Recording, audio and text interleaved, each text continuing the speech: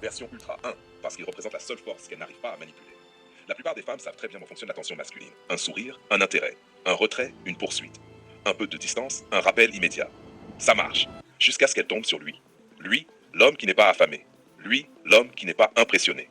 Lui, l'homme qui n'a pas besoin de validation. Cet homme-là fracture son pouvoir. Il casse l'équation qu'elle maîtrise depuis des années. Et elle veut comprendre comment un seul homme, sans effort, peut briser sa dynamique habituelle. Number 2, parce qu'il réveille une blessure qu'elle croyait morte. Il touche un point précis, sa peur de ne pas suffire.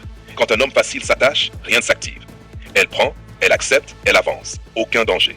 Quand un homme difficile reste neutre, ça touche une plaie profonde. Pourquoi pas moi? Que lui manque-t-il que je ne lui donne pas? Pourquoi il ne me choisit pas comme les autres? Elle ne cherche pas à le comprendre. Elle cherche à comprendre pourquoi elle n'est pas capable de le faire flancher. Number 3. Parce qu'il réactive un modèle archaïque, la chasse inversée. Les êtres humains ne tombent pas amoureux des personnes qui leur donnent tout. Ils tombent amoureux des personnes qui éveillent le doute. Cet homme n'est pas mystérieux. Il est simplement rare.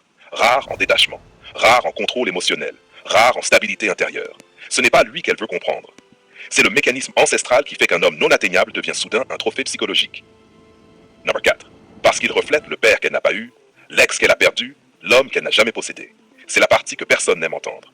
Un homme difficile réveille un besoin d'approbation paternelle, un sentiment de manque jamais résolu, un schéma où elle doit mériter l'amour, une ancienne blessure d'abandon ou d'indifférence, une ancienne relation traumatisante non digérée. Elle veut comprendre cet homme parce qu'il réactive quelque chose d'ancien, quelque chose d'enfoui.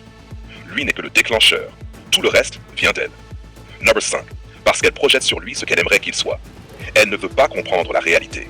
Elle veut comprendre le futur qu'elle imagine. Pourquoi il me regarde comme ça? Pourquoi il m'a dit ça ce jour-là? Pourquoi il revient quand je me détache? Pourquoi il me laisse entrer dans sa vie, mais pas dans son cœur? Parce qu'elle fantasme la version de lui qu'elle espère. Elle ne cherche pas la vérité. Elle cherche une explication qui justifie sa projection. Number 6. Parce qu'il déclenche une addiction biochimique. Ce n'est pas romantique, c'est biologique. Un homme chaud-froid active dopamine, récompense, cortisol, stress, adrénaline, attente. Ce cocktail crée une dépendance émotionnelle, même sans amour véritable. Elle veut comprendre cet homme parce que son cerveau est accro à ce qu'il provoque. Number 7. Parce qu'il est le seul qui ose lui dire non. L'homme qui ne cède pas, qui reste stable, qui ne court pas derrière elle, c'est l'homme qui casse son illusion de contrôle. Chez beaucoup de femmes, ce genre d'homme devient un examen intérieur. Est-ce que je suis vraiment aussi séduisante que je le crois? Pourquoi lui ne tombe pas? Qu'est-ce qu'il voit que les autres ne voient pas? Elle veut le comprendre, parce qu'à travers lui, elle veut confirmer sa valeur. Number 8. Parce qu'au fond, elle ne veut pas le comprendre, elle veut le posséder. C'est ça, la vérité nue. Comprendre l'homme qu'elle ne contrôle pas, ce n'est pas une quête intellectuelle, c'est une quête de possession émotionnelle. Elle veut être celle qui perce son mystère, celle qu'il choisit, celle qu'il ouvre, celle qu'il privilégie, celle qui gagne là où toutes les autres perdent. Open quote. Comprendre, accéder à son monde. Accéder, avoir du pouvoir. Avoir du pouvoir, ne plus souffrir. Close quote. Elle veut comprendre pour ne plus être vulnérable. La véritable raison, la plus sombre, il lui renvoie l'image d'une femme qui n'est plus toute puissante. Voilà pourquoi elle veut comprendre cet homme. Parce que cet homme-là révèle ce qu'elle essaye d'oublier. Qu'au fond, elle peut aussi perdre, douter, espérer, trembler. Et ça, elle ne l'accepte pas.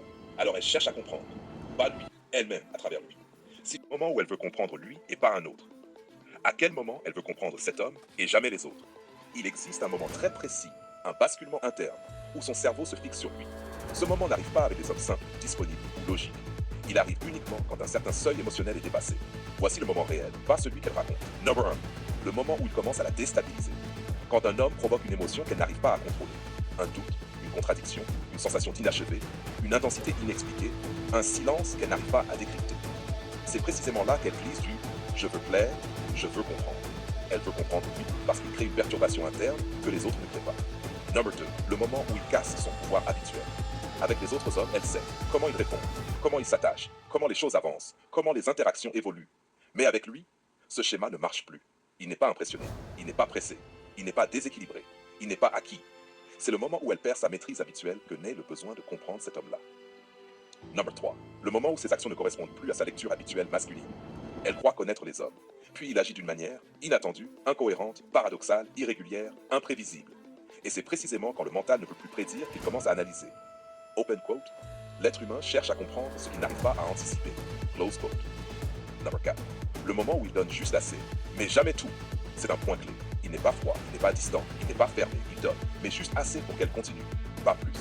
Ce micro-investissement émotionnel enclenche une dépendance psychologique. Et c'est là qu'elle veut comprendre lui, parce qu'un homme pleinement froid ne crée rien et un homme trop chaud crée de la facilité.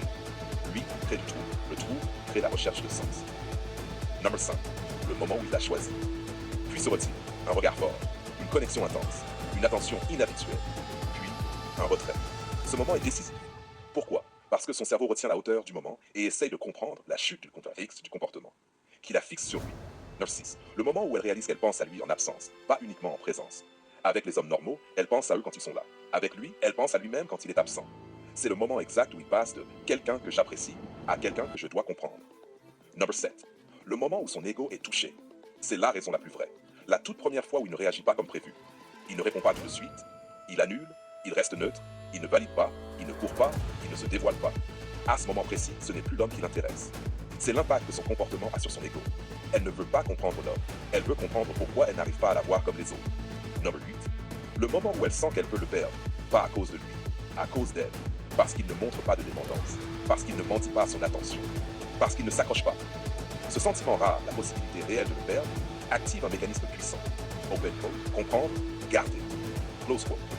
C'est là qu'elle se fixe sur lui. Le moment exact résumé en une phrase. Elle veut comprendre cet homme précis au moment exact où il cesse d'être contrôlable et commence à affecter son monde intérieur. Pas avant, jamais après, uniquement à cet instant. Si tu veux, je peux t'écrire une version encore plus sombre et crue, une version neuroscientifique, dopamine, anxiété, attachement, une version orientée masculin. Que se passe-t-il chez l'homme dans ce moment-là?